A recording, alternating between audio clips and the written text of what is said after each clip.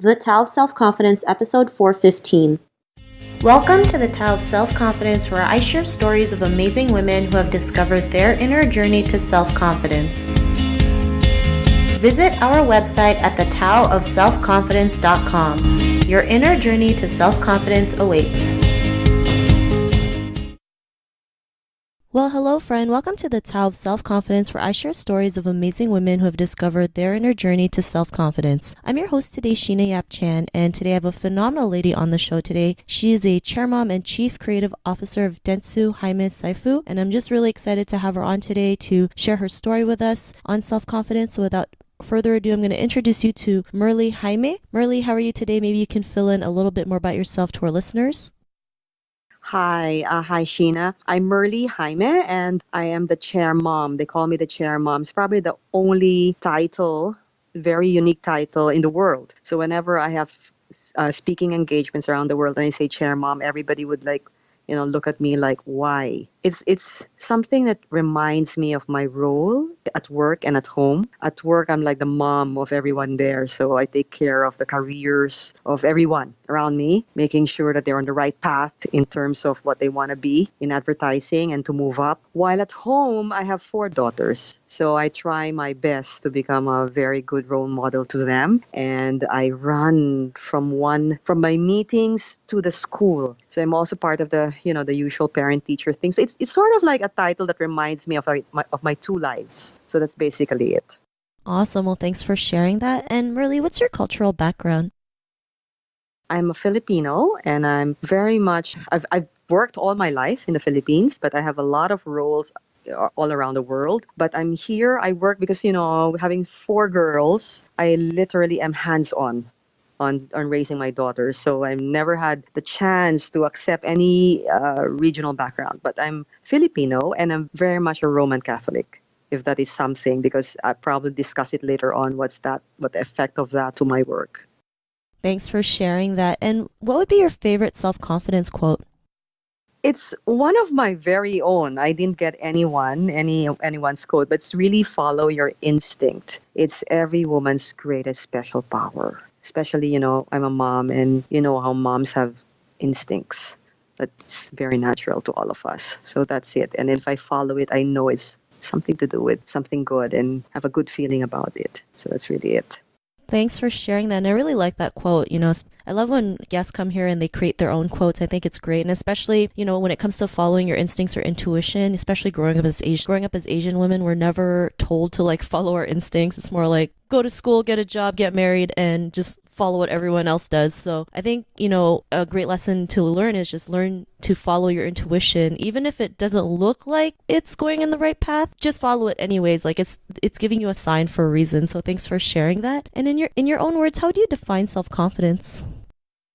It's something like self-confidence for me is when you care more about how you feel. Again, it's going back to the instinct. So when you care more about how you feel and not how the world or other people feels about you. So sometimes when following your instinct is wrong, maybe seem wrong at some point, eventually it will turn out right. Maybe it seems wrong because it's going against the grain and people don't like it, or it seemed wrong because the world seems like looking at you in a weird way by doing it. In the long run, in my whole life, I've realized that sometimes following it, what feels good about yourself, is always right. Can never be wrong. Thanks for sharing that. And I love how you mentioned that, a lot of people feel like when they go in the wrong path, it's like they're doomed for failure. But sometimes, like you mentioned, the wrong path will lead you to the right path, right? It might take, 10,000 times or 1,000 times, but eventually it'll lead you to the right path. So I really love that definition that you mentioned. And Merlee, what was your life like before your discovery of self-confidence? Well, at a very young age, as I've said, I'm very religious because of my mom, the way she brought me up. I mean, I was always her sidekick. So when I was growing up, I was always accompanying her at church, whatever. So when I was first year high school, I decided one day, maybe the creative in me is the rebellious side of me. I said, I want to run away from home because I have so many questions that's unanswered. So I entered a convent and I left home. I wrote a note to my mom and I said, I'm going in And it was a contemplative convent. When you enter, you cannot leave. Or if you decide to leave, you cannot go back. So I decided, I was 13. I was 13. I'm going to die if my daughter did that to me. I have a 13-year-old daughter now, my youngest. And I just decided to enter. And then I decided to stay. It was a Benedictine Monastery. I was a novitiate. I was too young to have vows. And I spent 3 years doing Ora et Labora, and that is work and pray. So that's a weird background. And one day, as a rebellious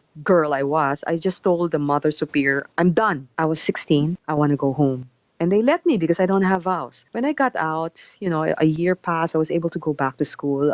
I had some kind of special test wherein they placed me if I'm okay to go college or what. And I ended up in college. I was sort of ashamed.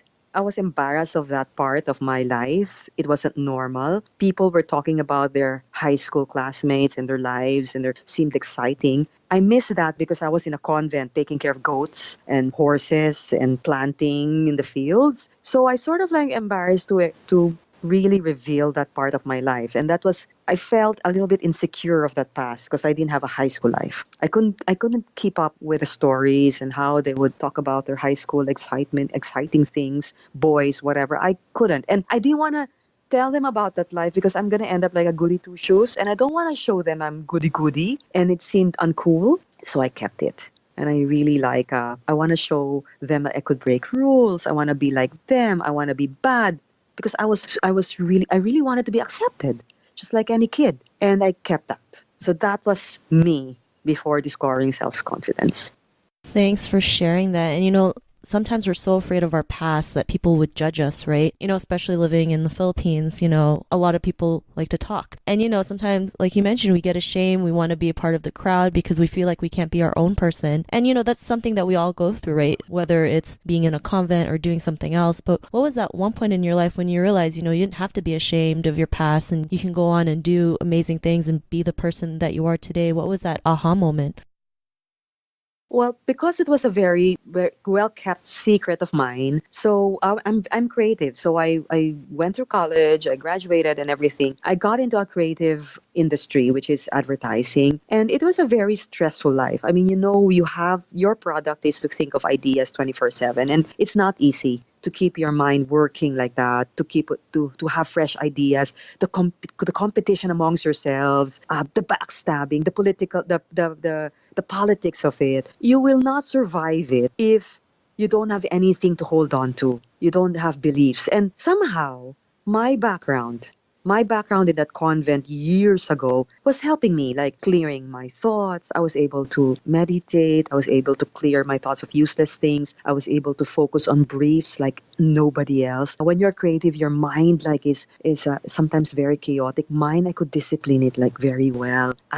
Because of that, ideas come and go very fast. The way I present is very clear. Things like that. If you compare me to any other creative out there, I could say I was very disciplined, and it got me to owning my own agencies years after, and now that somehow when I look at myself, I never had depression, I never ran out of ideas, my ideas were okay. I have a little way of dealing with reading people, which is very, very important in advertising, reading your consumers and your clients and your employees. I sort of one day attributed everything to my past. And I embraced my past. And then I started writing about it, like, for example, clearing your thoughts. That's very important now in my job. And then I would dig up what I went through, what training did I go through in the convent. That's why it's so easy for me to clear my thoughts. Things like that. So I wrote chapter after chapter of all the learnings I had years ago and then compared it, or at least what did I learn from that and why am I like this today? I wrote it and then I pitched it to one publishing company and they loved it and we printed it. It's now a mandatory book in every single creative college. So that's how I sort of oh my God, if I kept it for years and I did not even realize and didn't give it was worth everything of what I am today, it's going to be hidden. And nobody would learn from it. So now I can share it. So it's out there. It's out there in the bookstore. Thanks for sharing that. That's such an amazing story. Like we said, our paths really shape us into what we are today. Like, if you never went to the convent, like, you wouldn't probably go through what you go through today, learning to clear out your mind, meditate, and, be able to have your ideas, come to life. And, because of that, what's your life been like now? It has liberated me from that secret. So now I even speak about it. They invite me to give talks about it. And the thing about the Philippines is very much very Catholic. So even it's funny, it's so ironic. I never wanted to be the Miss Goody Two Shoes. I ended up like half goody two shoes because I showed them that I was in a convent before. I was like an ex-nun. But then again, I'm past the ex-nun. I have 4 kids now. I'm in a business which is very sinful in a way that I'm selling. It's a very kind of worldly industry. But I show them how goodness can guide me back, and how I give back now with my CSR work and all the campaigns I've been doing, that I have to push values, pushing people to keep their values intact. I come up with nice ideas for children and things like that. So that's how it has come full circle for me. So when I show them that, there's irony in it, but at the same time, people can understand why I'm doing this today, and there's no regrets. I'm not apologetic of my past now. I've fully embraced it, as I've said earlier. And even in my title, Chair Mom, it reminds me that power should bring me down to what my purpose is. Because there's a lot more responsibility when the higher you go up with power, the bigger power you have. So it keeps me grounded. So that's the 50-50 part of me, and it has guided me throughout. Thanks for sharing that. And I really love what you mentioned about power, going down to your core values, because I think some people forget about that, right? They see power as like this authority that they have to be, and take the wrong idea about it. But really, it's all about how we can inspire people or live our purpose to inspire others to do the same. So I really love that you mentioned that. And to the woman who's listening to your episode, she may be in her own journey of self-confidence. What'd be that one tip you would give to her? First, again, it's going back to instinct. During that time, maybe it seemed wrong to run away from my home. Yes. But there was something, I believe this, you have a lot of callings in life. It's never one. Look, I'm probably at that time, I thought my calling was being a nun, and then I let it go, and I moved, and then I thought my calling was in communication, therefore I went to communication, and then now I'm now pushing, helping other women to find their own voices, and I'm a little bit of feminist today. Whatever that is, I have a lot of callings in life, but there's one purpose: is to bring goodness. I think the one thing I used to be afraid of, to be labeled as goody two shoes, is guiding me today to bring back values. There's a lot of hatred in this world, and I love to bring a little more of goodness to it, and that's my purpose. For someone young, so young, whatever is there inside you, you think your calling is, do not stop it. Just embrace it, because it can change. It can lead you to that one purpose later on. So just accept it can change. You can have a lot, 100 callings for all I care, but just accept it. It changes anyway, but it leads you to one great purpose. The other one is, try to look for your special power. I call it equity. In the office, I ask everyone, what's your one word equity? Mine was restless when I was younger. They changed it to relentless when I'm older. There's one word that would describe only you in this whole world. And when someone asks me, Merlee, I want to be this kind of art director. Why would you want to be an art director like him when you may have your own special powers? Just like your X-Men or your Avengers. No one has the same power. To fight all these evil things around you, you have to have different powers, so that whatever happens, if it's air, you are, let's say, water. If there's fire, you battle that with water. If all of you would be fire, no one would battle it. So the thing is, look for it, discover what superpower you have, what makes you different among all other young people, and then try to nurture it. Try to look for a mentor that will nurture it. That's the way to make it strong, and follow it, because eventually you're going to be good at it, and that's what people will look for when they see you. Thanks for sharing that. Those are all great tips, especially, the instinct is really huge, right? I think learning to follow our instinct is something that, as women, we have to practice, kind of like riding a bike. The more we do it, the better we get at it. So I really love all the tips that you mentioned. And Merlee, if our listeners wanted to get to know a little bit more about you and what you do, is there any links or social media profiles we can connect with?